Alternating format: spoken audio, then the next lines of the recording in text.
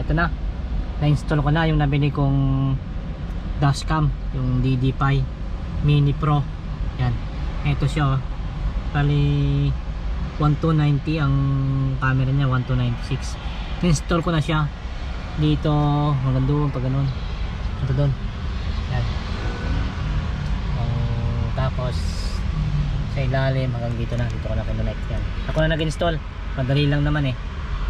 Yan, so nagustuhan ko tong dashcam na to, at yung mga reviews siya na maganda, malinaw maski gabi. Yan, so subukan ko nga. May dashcam din naman ako, kaso nga lang naghahang na siya, siguro sa katagalan na din, kailangan ng palitan. Hindi na siya katulad nitong nauna na touchscreen. Ito wala na talaga siyang screen, talagang camera na lang siya. Bali wifi siya, i-connect mo siya dito sa cellphone mo. Ngayon mari-review mo siya kung ano yung mga record niya na nakunan. Pwede mo siyang i-review real time basta na-connect lang siya sa wifi. So subukan natin, connect natin siya sa wifi. Ito siya. Ang password niya is dahil lang 1 2 3 4 5 6 7 8 9 0. Yan, dahil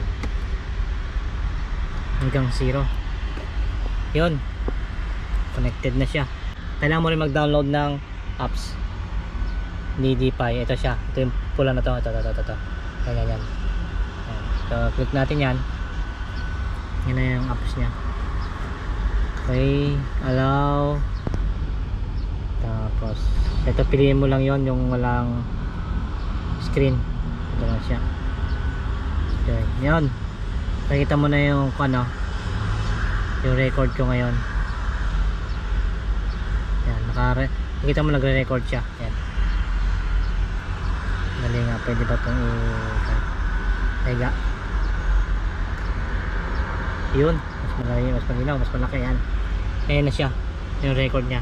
Tanghali yan, so malinaw para mabalikan mo lang yung record, kailangan i-slide mo lang siya right pa kanan lang siya. Ayan, so makikita mo na dyan yung record. Play back. Ayan, nag-record na siya. Ito lang, loading. Yung kung gaano siya kalinaw, linaw.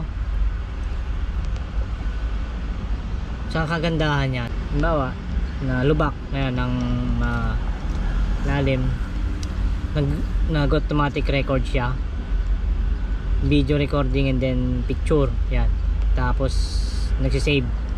Yan, sinisave niya yung video na yun na kung saan doon ka nalubak. Yan, liwanag yan yung nagustuhan ko yung liwanag ng record niya. Tapos mag-view mo pa rin tayo. Lakas din ng speaker niya. Ano daw? Mga may pinilit ni Paul, Lunes, Martes, sabi baka daw nagsabado. Yun. So, papakita ko sa inyo yung actual na video. Yan. So, halimbawa,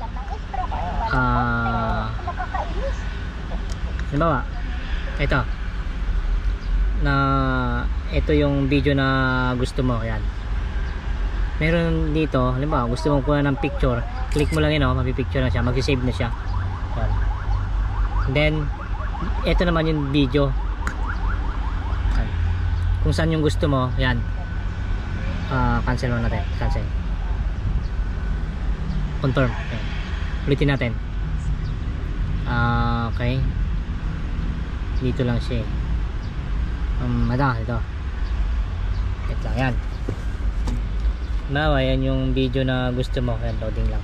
Yan, so click mo lang to, kanina itong sign na to, picture to Yan, pagka click mo yan, yung portion na yun, yun yung kukunan niya ng picture, and then may save na siya.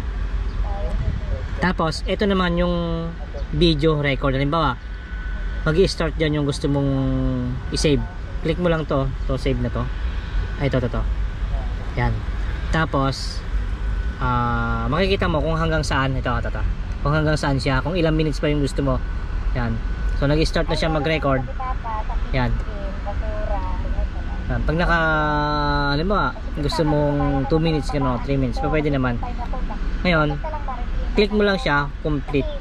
Ah, ayun. Completed na.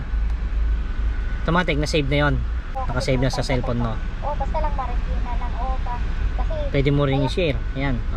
Sa Facebook na agad yan, dire-diretso na yan. Mamimili ka sa kaibigan mo or post mo. Ganon. Pwede rin dito, may Instagram din dito. Ayan. Lahat. Yan, TikTok. Ayan, pwede na. Instagram. Ayan, pwede na siya ma-share agad. Ayan. So, tignan natin kung na-save nga yung binidyo natin kanina. Ayan. Ito na. Ito na, naka 19 seconds tayo. Ito naman yung picture kanina. Di ba liwanag? So ganun lang, mabilis lang siyang sundan. Kaya nagustuhan ko tong to eh. Tong dashcam na to eh. Hindi siya hassle. Yan. Ito, papakita ko naman sa inyo yung actual na record sa gabi at saka sa tanghali kung gaano siya kalinaw.